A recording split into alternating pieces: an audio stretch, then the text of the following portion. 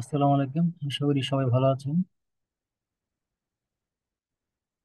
আজকে আমরা বাংলাদেশ শ্রম আইন 2006 এর প্রথম অধ্যায়ের সেকশন 2 এ টোটাল 77টি বিষয়ের সংজ্ঞা দেওয়া হয়েছে।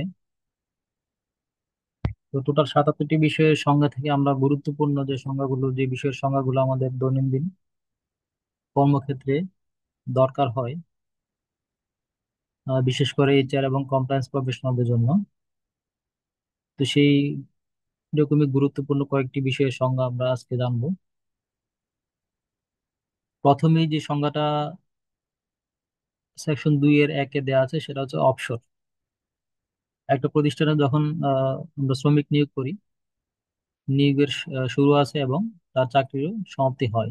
একটা সময় গিয়ে চাকরি স্বাভাবিকভাবে তাকে চাকরি থেকে অপশন নিতে হয়, সেটা সেই অবসরের সংজ্ঞাটা দেওয়া হয়েছে সেকশন 2 এর 1 এ। সেখানে বলা হয়েছে যদি একটা এমপ্লয়ি একটা প্রতিষ্ঠানে টানা 25 বছর চাকরির বয়স পূর্ণ করেন, অথবা তার চাকরি চলাকালীন সময়ে তার বয়স 60 বছরের উন্নতি হয়, তখন তাকে বাধ্যতামূলক অবসর গ্রহণ করতে হবে। তো এখানে মনে রাখতে হবে যে আমাদের কন্ডিশন হচ্ছে দুইটা। একটা হচ্ছে তার কোম্পানিতে টানা 25 বছর চাকরির মেয়াদ পূর্ণ হবে, অথবা তার এমপ্লয়ির নিজস্ব বয়স 60 বছরে পূর্ণ হবে, তখনই সেটাকে অবসর বলা হয়।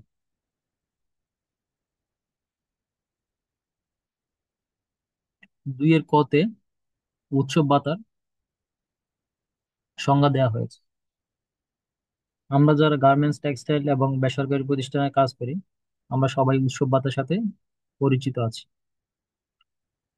উৎসব ভাতা হলো একটা কোম্পানিতে বা একটা ফ্যাক্টরিতে যত ধর্মের মানুষ বা শ্রমিক কাজ করে, যে সংজ্ঞাটা আছে সেটা হচ্ছে যে শ্রমিকদের স্বীয় ধর্মীয় উৎসবের প্রাক্কালে বিধি দ্বারা উৎসব ভাতা দেওয়ার যে কথা বলা আছে সেটাকে উৎসব ভাতা বলা হয়। প্রত্যেক শ্রমিকদের স্ব স্ব ধর্মীয় উৎসবের প্রাক্কালে। তো এখানে আমাদের দেশে বিভিন্ন প্রতিষ্ঠান বিভিন্নভাবে সেটা প্র্যাকটিস করে থাকে। এখন দেখা গেছে যারা মুসলমান ধর্মাবলম্বী আছে, তাদের উৎসবের সাথে হিন্দু বা খ্রিস্টানদের উৎসবের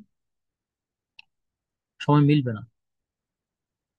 এখন কিছু কিছু প্রতিষ্ঠান কি করে, না মিললেও সেটা মুসলমানদের উৎসব ভাতা যখন প্রদান করা হয়,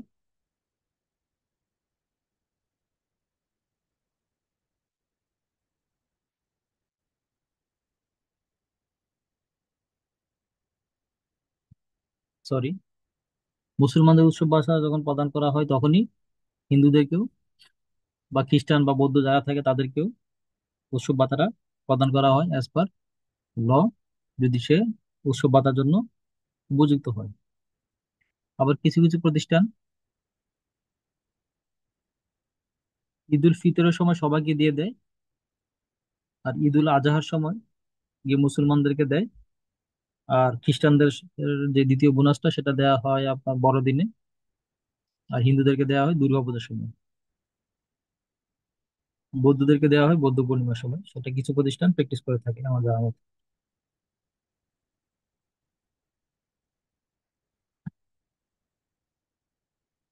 তারপরে 2 এর 4-এ কর্মঘন্টা বা ওয়ার্কিং আওয়ারের সংজ্ঞায় বলা হয়েছে যে একটা শ্রমিকের আহার এবং বিশ্রামের জন্য যে সময়টা বিরতি দেওয়া হয় 1 ঘন্টা, সেই সময় বাদে কোনো শ্রমিক কাজ করার জন্য মালিকের এখতিয়ারাধীন থাকে, সেই সময়টা হচ্ছে তার কর্মঘন্টা।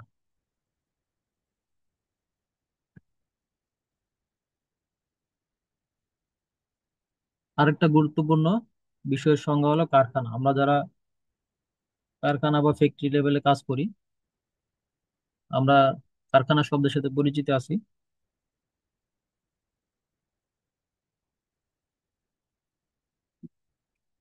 তাহলে কারখানার সংজ্ঞা কি হবে?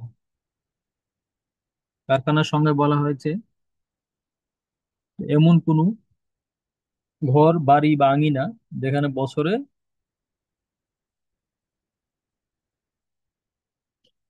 বছরে কোনো দিন ন্যূনতম 5 জন বা 5 জনের বেশি শ্রমিক কর্মরত থাকেন, এবং এই বাড়ি, আঙিনা বা ঘরের যে কোনো অংশে কোনো উৎপাদন প্রক্রিয়া চালু থাকে, সেক্ষেত্রে খনি ইয়ার অন্তর্ভুক্ত হবে না।